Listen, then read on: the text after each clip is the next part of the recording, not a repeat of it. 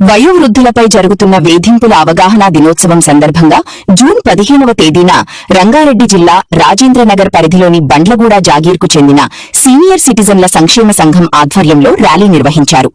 కొన్ని కుటుంబాల్లో వృద్ధులపై జరుగుతున్న వేధింపులను ఉటంకిస్తూ పలువురు వక్తలు ప్రసంగించారు. వేధింపులను వ్యతిరేకిస్తూ నినాదాలు చేశారు. రాష్ట్ర వ్యాప్తంగా జూన్ 15వ తేదీన జరుగుతున్న అవగాహన కార్యక్రమంలో భాగంగా బండ్లగూడ జాగీర్ డివిజన్ సీనియర్ సిటిజన్ల సంక్షేమ సంఘం ఆధ్వర్యంలో ఈ కార్యక్రమం జరిగింది. సీనియర్ సిటిజన్ల సంక్షేమం కోసం కేంద్ర రాష్ట్ర ప్రభుత్వాలు చట్టాలు చేశాయని, న్యాయస్థానాలు చెప్పారు. ఈ కార్యక్రమంలో బండ్లగూడ జాగీర్ సీనియర్ సిటిజన్ల సంక్షేమ సంఘం అధ్యక్షులు మరియు Rangareddy secretary Shri M Sivarami Reddy, organisation president మరియు తెలంగాణ ప్రభుత్వం చేత శ్రమశక్తి అవార్డు గ్రహీత Konda Anand Reddy, 2025 association Shri Kompella Kameswara Rao, Shri N Ramalingam, Shri L Mallaiah, Shri Prabhulingam, Shri K Chandrasekhar, Shri B Govardhan Reddy, Shri Ummintala Maheshwar, Shri K Janakiramulu, Shri C Satyanarayana, Shri Satyanarayana Murthy, Shri Rajagopalachari ప్రభృతులు ఈ నిరసన కార్యక్రమంలో పాల్గొన్నారు. ఇప్పుడు Bandlaguda Jagir senior citizen welfare association registered number 695/2025 వృద్ధులు మరియు సిటిజన్ వేధింపులు ఉంటే ఈ క్రింది ఫోన్ నంబర్లలో అందుబాటులో ఉంటుందని అధ్యక్షులు +91 950 2135 400 మరియు అసోసియేషన్ అధ్యక్షులు 92461 55313 ఒక ప్రకటనలో తెలిపినారు. దానికి మన కమిటీ మేము అటెండ్ అయ్యాము. రామలింగం, నేను, ఆనంద్ రెడ్డి, ఇంకా మల్లన్న, మేమంతా వెళ్ళాము. వాళ్ళకి కామేశ్వరరావు గారు కూడా మేమంతా వెళ్ళాము. అక్కడ అటెండ్ అయ్యాము. ఆమెకు భరోసా ఇచ్చాము. అది ఒకటి సార్ట్అవుట్ చేస్తున్నాము. ఇంకోటేమో కృష్ణయ్య గారిది ఒకటి కంప్లైంట్ వచ్చింది. సో ఇట్లాంటి ఇంకా ముందు ముందు కూడా వచ్చే అవకాశం ఉంది. కాబట్టి మనం రక్షణగా మనం ఈ అసోసియేషన్ తరఫు నుంచి మనం అది భరోసా సపోర్ట్ ఇస్తాము. అలాగే ఈరోజు వయోవృద్ధుల ప్రపంచ వయోవృద్ధుల దినోత్సవంగా చేసుకుంటున్నారు. కాబట్టి దీనికి మనం అక్కడ స్టేట్ లెవెల్లో జరుగుతున్న మీటింగ్కి మనం అటెండ్ అవుతున్నాము. ఈ ర్యాలీ అక్కడ ర్యాలీ జరుగుతోంది. వాళ్ళ సపోర్ట్గా మనం కూడా ఇక్కడ ర్యాలీ చేశాము. ధన్యవాదాలు అందరికీ. మన వాళ్ళకి అందరికీ ఇంత సపోర్ట్గా వస్తున్నారు. చాలా చాలా అంటే చాలా అప్రిషియేషన్ ఉంది. ఎక్కడ డీవేట్ అవ్వకండి, వేరే ఏం ఆలోచనలు పెట్టుకోకండి. మనది ముందుకు పోతుంది. ఇంకా చాలా బాగా చేస్తాము.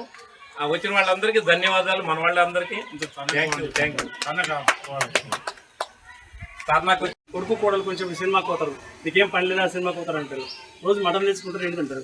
అమెజాన్ ఇంటికి వస్తుంది, ఏం సంగతి అంటారు. ఇవన్నీ ఇట్లా అంటారు.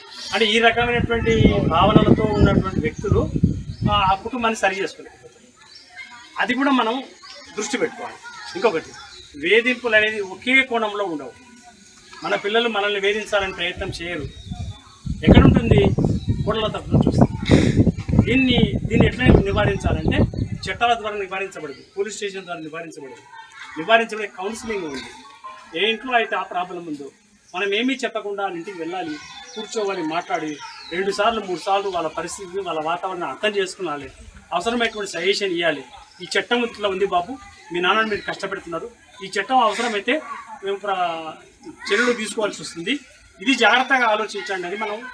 అంటే టోటలీ నేను చెప్పేది ఏంటంటే కౌన్సిలింగే తప్ప పోలీస్ స్టేషన్ మన పిల్లగాన్ని మనం పోలీస్ స్టేషన్ లాగలుగుతాం. మన కోడలు వస్తే మనం అది లోపలనే కూలిపోతాం. బాధలు ఏమున్నా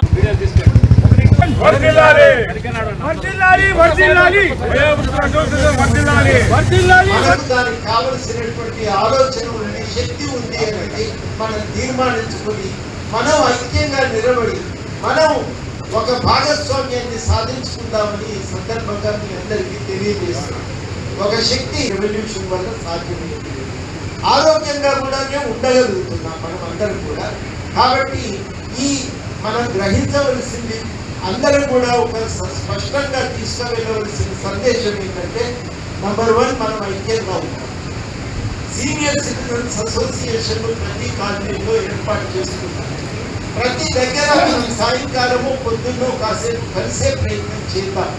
మనం ఒక శక్తిగా నిలిచి ఆ కాలనీకో గ్రామానికో మనం దాని అభివృద్ధికి తోడ్పడగలిగే రోజు తప్పనిసరిగా మనం గుర్తించవలసిన అవసరం ప్రభుత్వానికి, పార్టీలకు కూడా ఏర్పడుతుంది. అది మనకు చాలా కీలకమవుతుంది. మనం చాలా సౌకర్యాలు సాధించుకోవడానికి కూడా అది కీలకమైంది. కాబట్టి పనికిరాని వాళ్ళు, అయిపోయింది వీళ్ళ కాలం అనే కాలం వచ్చి వీళ్ళు ఇంకా మిగిలి శక్తిగానే మిగిలి ఉన్నారు. వీళ్ళు ఒక బలమైన సామాజిక వర్గము అనే దాకా మనం ఒక గుర్తింపును సాధించుకోవాల్సిన అవసరం ఉంది. వివక్షకు అదే ఒక తారక మంత్రం, పరిష్కారానికి అదే ఒక తారక మంత్రం అని చెప్పి నేను గట్టిగా నమ్ముతున్నా. అది చేయగలం, సాధించుకోగలం. నేనైతే అసోసియేషన్ పనిలేదు తినబెట్టుకొని తిరగలేదు, కానీ నరసింహారావు గారు ఏ పని చెప్పినా తప్పకుండా చేస్తానని, ఈ సంఘాన్ని నిలబెట్టడానికి వయోవృద్ధుల యొక్క సంస్థల ప్రాధాన్యతను పెంచడానికి అన్ని రకాలైనటువంటి ప్రయత్నాలు సీరియస్గా చేస్తామని ఈ సందర్భంగా హామీ ఇస్తూ, మళ్ళీ తొందరలోనే మనందరం కూడా ఇదే ఆరోగ్యంతో ఉత్సాహంతో మళ్ళీ అందరం కూడా కలుసుకుందామని మీ అందరికీ ఈ సందర్భంగా ఈ అవకాశం కల్పించినందుకు కృతజ్ఞతలు. ప్రత్యేకించి నరసింహారావు గారికి కృతజ్ఞతలు.